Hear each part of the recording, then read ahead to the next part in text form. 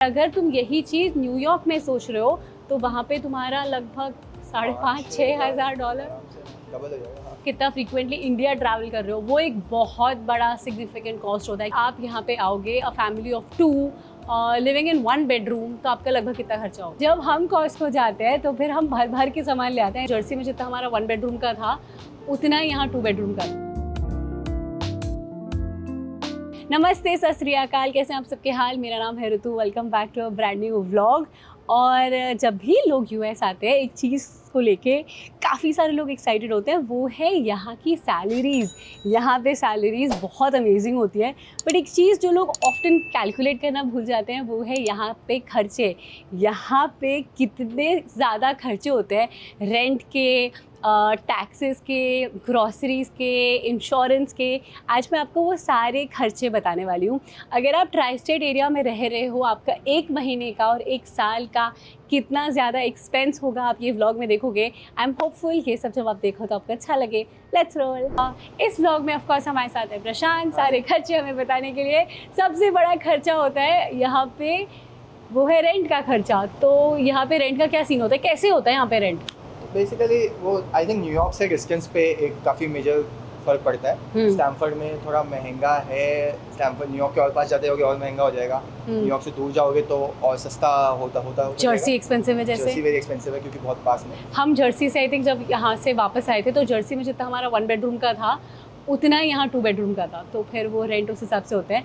यहाँ Stamford area में majorly 1 bedroom का कितना रेंट होता होगा? लगभग 1 बेडरूम का करीब 2,000-2,500 के आसपास। 2 बेडरूम का 2,500 से 3,000 डिपेंड्स ऑन कि तुम्हारी लोकेशन कौन सी है, क्या सनलाइट फेसिंग है या नहीं, कितना बड़ा अपार्टमेंट है। और अगर तुम यही चीज़ न्यूयॉर्क में सोच रहे हो तो वहाँ पे तुम्हारा लगभग $5,000-6,000 डबल हो जाएगा। मैं आपको याद है मैंने बहुत पहले एक कवर किया था, एक अपार्टमेंट, स्टूडियो अपार्टमेंट, उसका रेंट $3,500 था और वो शुरू होते ही ख़त्म हो गया था। तो New York is very expensive, but जितना आप पीछे जाते रहोगे एक और ख़र्चा होता है वो यूटिलिटीज़ का। यहाँ पे यूटिलिटीज़ बहुत एक्सपेंसिव होती है और आई थिंक लोग कैलकुलेट करना भूल जाते हैं क्योंकि वो छोटे छोटे खर्चे होते हैं।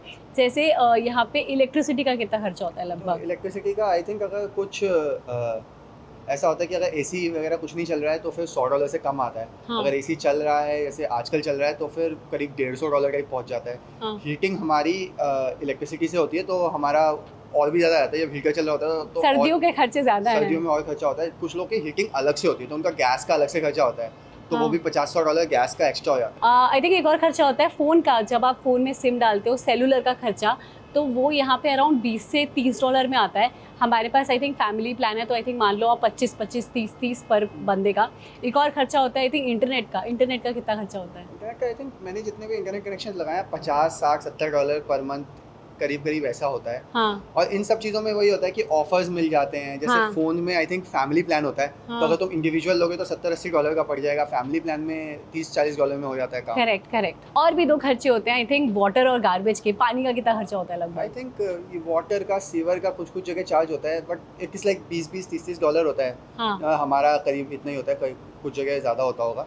हाँ। गार्बेज का भी ऐसे ही, गार्बेज पिकअप वाले आते हैं तो हमारी बिल्डिंग हमें चार्ज करती है $20-25 पर मंथ। तो ओवरऑल यूटिलिटीज़ का लगभग कितना खर्चा होता है लगभग? तो ये सब मिला के करीब टोटल $300-400 हो गया। और कभी कभी यहाँ के खर्चे ही नहीं होते, इंडिया को लेके भी काफ़ी फिनेंशियल रिस्पॉन्सिबिलिटीज़ होती है।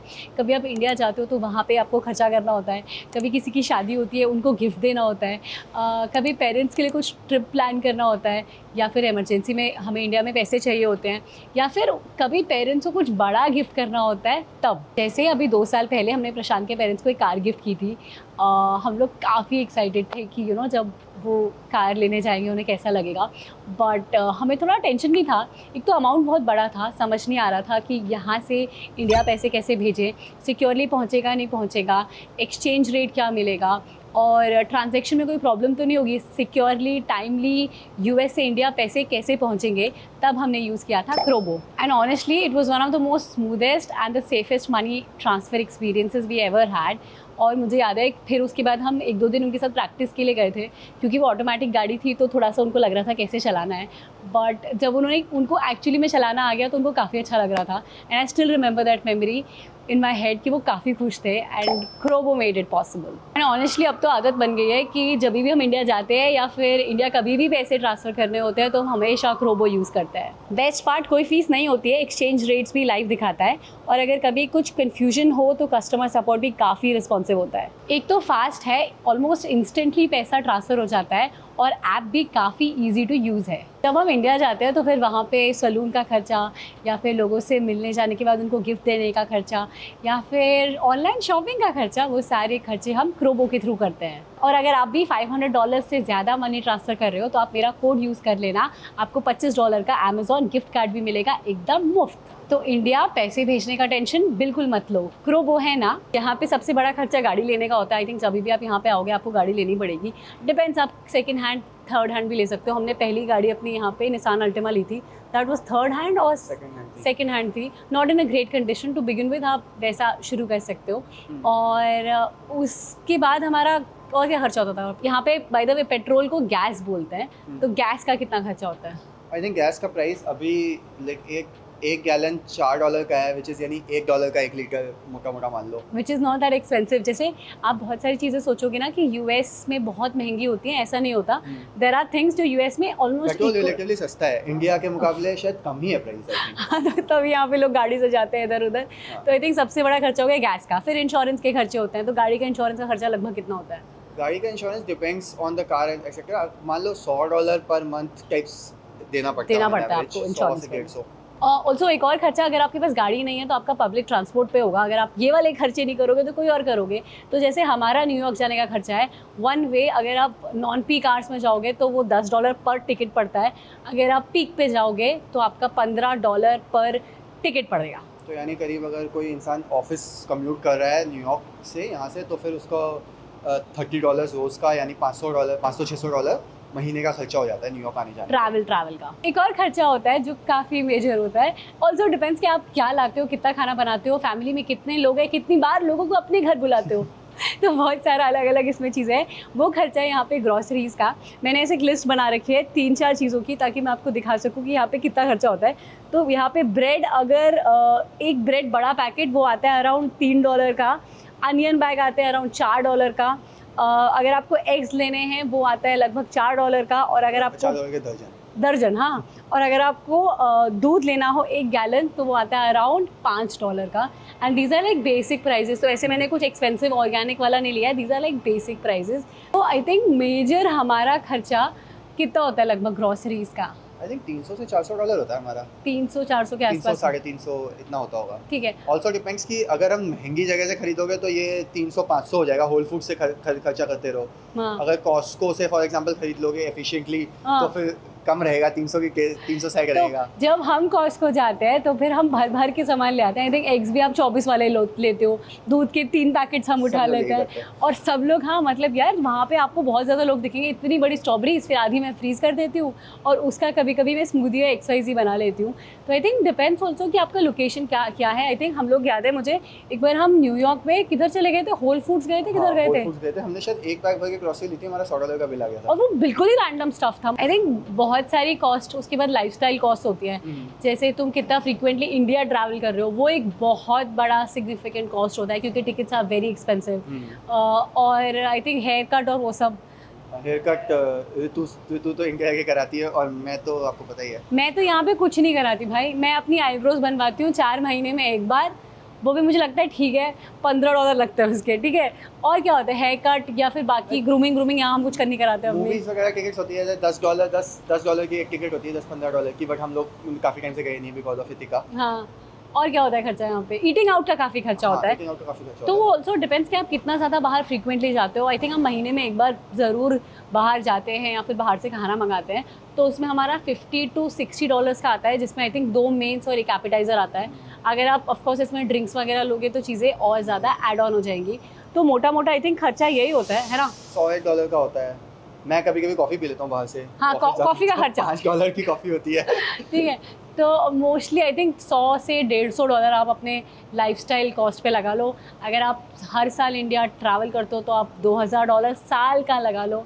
अदरवाइज तो यही होता है, खर्चा होता है। जो भी हमारा होने वाला है वो है चाइल्ड केयर का खर्चा। खर्चा होता है। तो यहाँ यूएस में क्या है ना कि चीज़ें बड़ी अलग है। तो यूएस में जैसे अगर जो लोग फुल टाइम वर्क करते हैं उनको आई थिंक 6 वीक का लगभग मिलता है मैटरनिटी। 2 महीने मैक्सिमम 3 महीने की मैटरनिटी लीव होती है। उसके बाद काफ़ी लोग ऑफिस जाना होता है ऑफ कोर्स अगर आप फैंग कंपनीज में करोगे तो वहाँ 6 महीने की है, बट मेजरली बड़ी कंपनीज में इतनी ही होती है। तो फिर इंडिया की तरह नहीं है ना, कोई तुम्हारा बच्चा देख लेगा। तो यहाँ पे लोग ऐसे 4 महीने में 6 महीने में मोस्टली लोग, जितने लोग को मैं जानती हूँ वो अपने बच्चों को डे केयर में भेज देते हैं, इर्रिस्पेक्टिव वो इंडियन है या नहीं।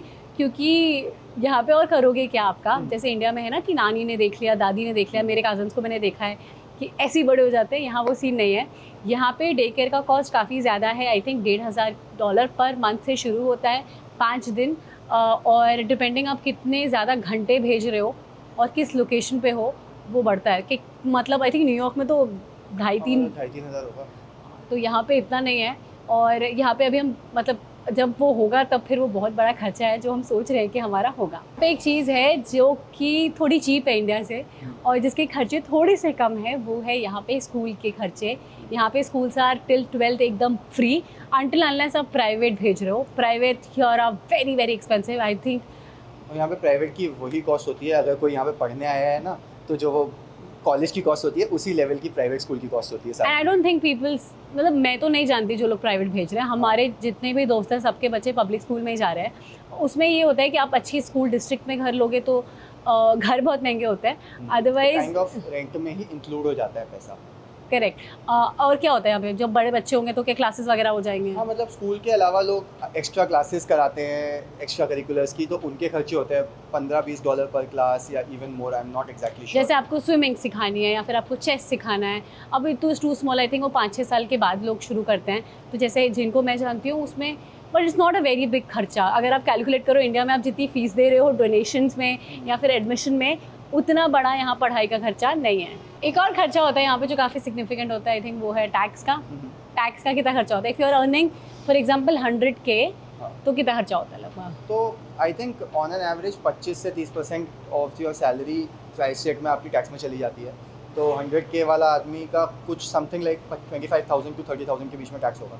अब अगर आपकी सैलरी इससे ज़्यादा है तो ऑब्वियसली टैक्स रेट ज़्यादा हो जाता है लाइक इंडिया। हाँ।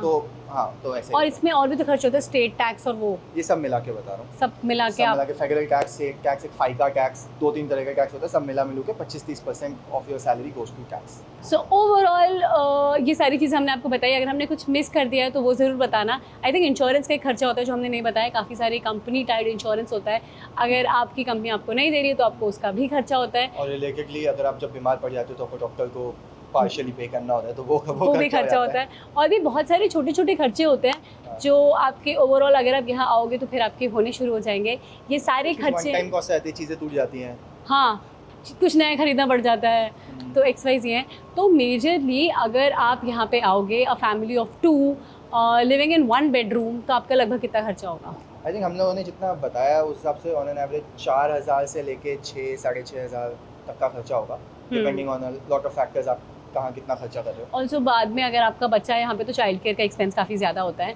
और बाद में घर ले लोगे तो मॉर्गेज, रेंट की बजाय मॉर्गेज होता है जो कि ज़्यादा हो जाता है। हाँ, बहुत सारे लोग लगता है घर ले लो, मॉर्गेज काफ़ी ज़्यादा होता है और उसके खर्चे भी बहुत ज़्यादा होते हैं। बट ओवरऑल आई थिंक अगर आप शुरू से शुरू करो तो आई थिंक प्रशांत जब अपने 10 साल पहले खर्चे बताएगा तो उसमें आई थिंक काफ़ी चीज़ें बदल गई हैं, राइट?